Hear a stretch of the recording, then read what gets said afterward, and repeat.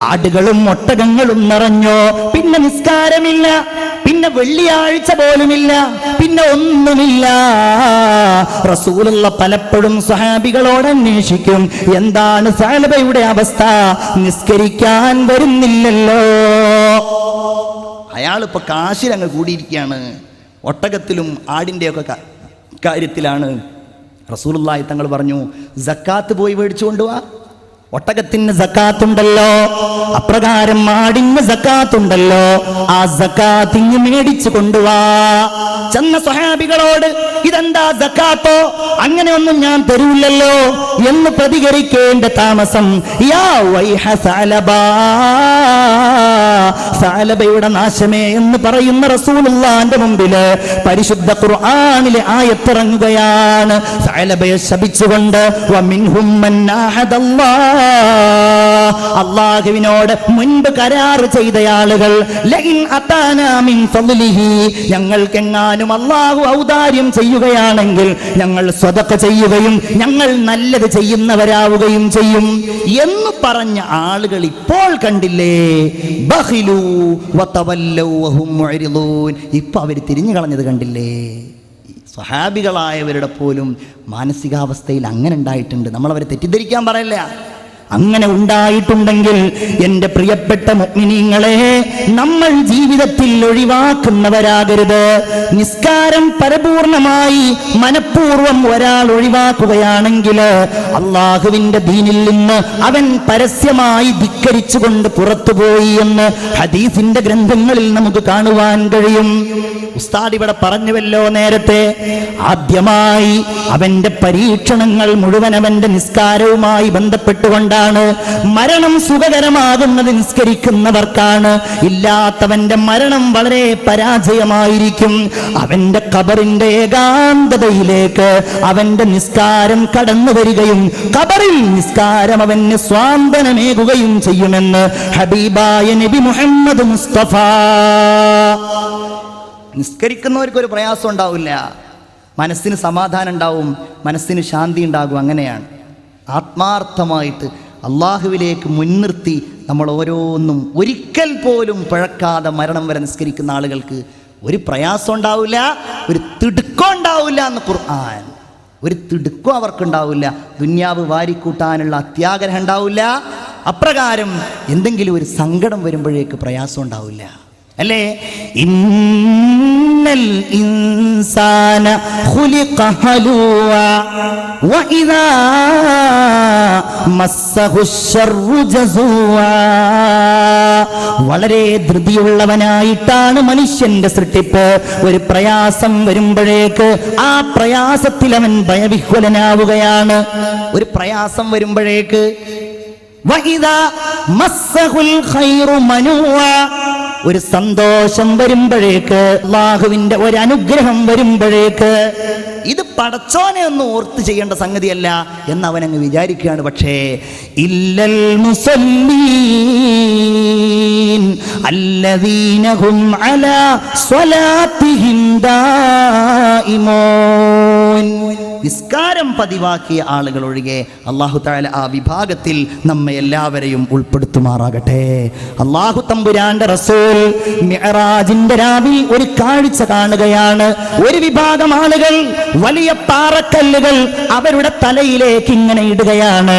യാ ജിബ്രീൽ, ഇതേതാണ് ഈ വിഭാഗം എന്ന് ചോദിക്കുമ്പോ അവിടുന്ന് പറയപ്പെടുകയാണ്, ഹാഉലാഇല്ലദീന, ഈ വിഭാഗം എന്ന് പറയുന്നത് നിസ്കാരത്തെ തൊട്ട് തലഭാരമായവരാണെന്ന് ഹബീബായ നബി മുഹമ്മദ് മുസ്തഫ സല്ലല്ലാഹു അലൈഹി വസല്ലം പറയപ്പെടുകയാണ്. നിസ്കരിക്കാത്ത ആളുകൾക്ക് ഖബറിൽ പ്രത്യേകമായ ശിക്ഷയാണ്, വലിയ പാമ്പുകളെ അല്ലാഹു നൽകുമെന്നാണ്. ഫലാ തസാലു ഫലാ യസാലു ഫിൽ ഖബരി മുഅസ്സബൻ ഇലാ യൗമിൽ ഖിയാമ, അന്ത്യദിനം വരെ ഖബറിന്റെ ഉള്ളിൽ അവൻ നിസ്കരിക്കാത്തവർ ശിക്ഷിക്കപ്പെടുമെന്ന് ഹബീബായ മുഹമ്മദ് മുസ്തഫ. നോക്കൂ നിങ്ങൾ, ഒരിക്കൽ റസൂലുള്ളാഹി ദുആ ചെയ്തു, അല്ലാഹുമ്മ ലാ തദഅ ലനാ ശഖിയ്യം വലാ മഹ്റൂമാ, പടച്ചോനെ ഞങ്ങളുടെ കൂട്ടത്തിൽ നീ പരാജിതനെയും അപ്രകാരം നിന്റെ അനുഗ്രഹങ്ങൾ തടയപ്പെട്ടവനെയും നീ ചേർക്കല്ലേ എന്ന് ദുആ ചെയ്തു. എന്നിട്ട് ചോദിച്ചു, സഹാബാ, നിങ്ങൾക്കറിയുമോ ആരാണ് ഇപ്രകാരം പരാജിതനും അതുപോലെ അനുഗ്രഹങ്ങൾ തടയപ്പെട്ടയാളും? ഇല്ല നബിയെ, ഞങ്ങൾക്കറിയില്ല. എന്നാൽ നിങ്ങൾ കേട്ടുകൊള്ളുക, താരിഖുസ്സലാ, നിസ്കാരം ഒഴിവാക്കിയവനാണ്. അല്ലാഹു തആല പരലോകത്തേക്ക് മഹ്ശറിലേക്ക് ഒരുമിച്ച് കൂട്ടുമ്പോ നിസ്കാരം ഒഴിവാക്കിയ ആളുകളുടെ അവരുടെ മുഖം മുഴുവൻ അല്ലാഹു കറുപ്പിച്ചുകൊണ്ടായിരിക്കും ഒരുമിച്ച് കൂട്ടുക എന്ന് ഹബീബായ നബി മുഹമ്മദ് മുസ്തഫ സല്ലല്ലാഹു അലൈഹി വസല്ലം. ഇങ്ങനെ തീരാത്ത ശിക്ഷകളാണ് അവർക്ക് വാഗ്ദാനം ചെയ്യപ്പെട്ടിട്ടുള്ളത്. ഒരിക്കലും തീരാത്ത ശിക്ഷകൾ. ഖബറിൽ നിന്ന് ഓരോ ചോദ്യങ്ങൾ ചോദിക്കുന്നതാണല്ലോ. ആ ചോദ്യത്തിന് ഓരോന്നിനും മറുപടി പറയാൻ കഴിയുക മുഅ്മിനീങ്ങളെ അല്ലാഹു തആല തൗഫീഖ് ചെയ്യുമാറാകട്ടെ. നിസ്കരിക്കുന്നവർക്ക് മാത്രമാണ്. റബ്ബ് ആരാന്ന് ചോദിക്കുമ്പോൾ അല്ലേ, നിസ്കരിക്കുന്നവനല്ലേ അല്ലാഹു റബ്ബി എന്ന് പറയാൻ പറ്റൂ? അല്ലേ? അപ്രകാരം നിന്റെ റസൂൽ ആരാണെന്ന് ചോദിക്കുമ്പോൾ നിസ്കാരത്തിലാ നബിയോട് സലാം പറഞ്ഞവർക്കല്ലേ, സ്വലാത്ത് ചൊല്ലിയവർക്കല്ലേ നിന്റെ റസൂൽ മുഹമ്മദ് നബിയാന്ന് പറയാൻ പറ്റൂ? നിന്റെ ഖിബ്ല ഏതാണെന്ന് ചോദിക്കുമ്പോ വൽ കഅബത്തു ഖിബ്ലതീ, മുന്നിട്ട് നിസ്കരിച്ചവർക്കല്ലേ അത് പറയാൻ പറ്റൂ? നിന്റെ ഇമാം ഏതാണെന്ന് ചോദിക്കുമ്പോ വൽ ഖുർആനു ഇമാമി, എന്റെ ഇമാം, എന്നെ നയിക്കുന്നത്, എന്റെ എല്ലാം ഖുർആനാണെന്ന് പറയാൻ കഴിയുന്നത് നിരവധി ഓത്തുകൾ, നിരവധി പാരായണങ്ങൾ ആ നിസ്കാരങ്ങളിൽ നിർവഹിച്ചവർക്കല്ലേ സാധ്യമാവുകയുള്ളൂ. അല്ലാഹു തമ്പുരാൻ നമുക്കതിന് തൗഫീഖ് ചെയ്യുമാറാകട്ടെ. അല്ലാഹു നമുക്ക് നിസ്കരിക്കുന്നവരിലും ആ നിസ്കാരത്തിലൂടെ അല്ലാഹുവിലേക്ക് അടുക്കുന്നവരിലും അല്ലാഹു തമ്പുരാൻ നമ്മെ എല്ലാവരെയും ഉൾപ്പെടുത്തുമാറാവട്ടെ. കുല്ലു നഫ്സിൻ ബിമാ കസബത് റഹീന ഇല്ലാ അസ്ഹാബൽ യമീൻ ഫീ ജന്നാതി യതസാഅലൂന അനിൽ മുജ്രിമീൻ മാ സലകകും ഫീ സഖർ ഖാലൂ ലം നകു മിനൽ മുസല്ലീൻ. എന്താ അല്ലാഹ് പറയുന്നത്? കുല്ലു നഫ്സിൻ ബിമാ കസബത് റഹീന, ഓരോ ശരീരവും അവർ ചെയ്ത കുറ്റങ്ങൾ കൊണ്ട് പിടിക്കപ്പെടും. ഞാൻ ചെയ്തതുകൊണ്ട് ഞാൻ പിടിക്കപ്പെടും, നിങ്ങൾ ചെയ്തതുകൊണ്ട് നിങ്ങൾ പിടിക്കപ്പെടും. ഓരോരുത്തരും അവനവന്റെ പാപം ചുമക്കേണ്ടി വരും. അല്ലാഹു തമ്പുരാൻ ചൂണ്ടിക്കാണിക്കുകയാണ്, അങ്ങനെ പിടിക്കപ്പെട്ട് കഴിഞ്ഞാൽ ഒരു വിഭാഗം അതിലുണ്ടാവുകയില്ല. ഇല്ലാ അസ്ഹാബൽ യമീൻ, വലതുപക്ഷക്കാരായ ആളുകൾ ഒഴികെ. അല്ലാഹു തആല അവരിൽ നമ്മെ ഉൾപ്പെടുത്തുമാറാകട്ടെ. ആ വലതുപക്ഷക്കാരെ കുറിച്ച് സൂറത്തുൽ വാഖിയ സവിസ്തരം പ്രതിപാദിച്ചിട്ടുണ്ട്. അവരുടെ സ്വഭാവം, അവരുടെ ഇബാദത്ത്, അല്ലാഹു തആലയോട് അവർക്കുള്ള തഖ്വ എല്ലാം.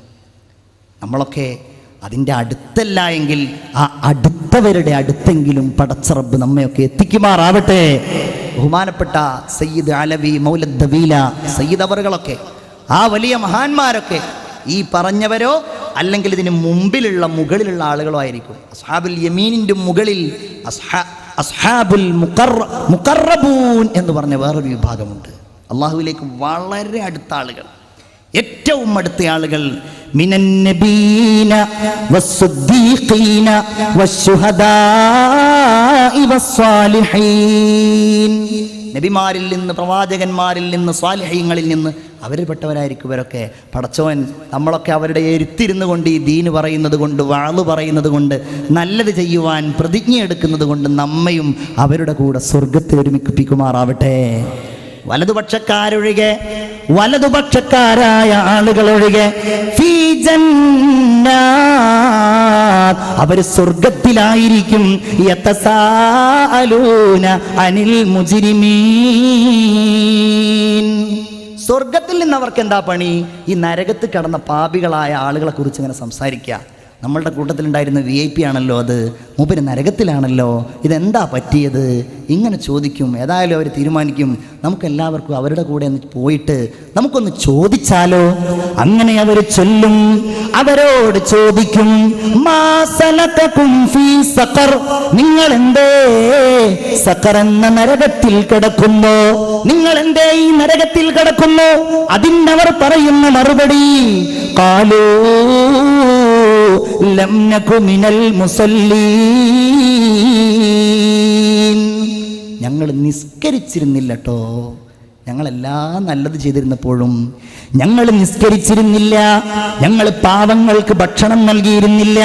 വകുന്നാ നഖൂദു മഅൽ ഖായിദീൻ, ദുർമാർഗികളായ ആളുകൾ തെറ്റുകളും കുറ്റങ്ങളും ചെയ്യാൻ മടിക്കാതിരിക്കുമ്പോ അതിൽ ഞങ്ങളും കൂടെ അവരോട് കൂടെ ചേർന്നിരുന്നു.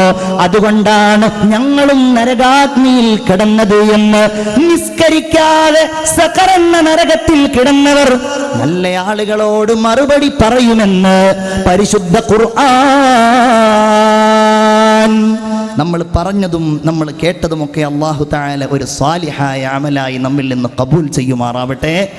ആമീൻ എന്ന് ദുആ ചെയ്തുകൊണ്ട് ഞാൻ ആ വിഷയം അവിടെ അവസാനിപ്പിക്കുകയാണ്.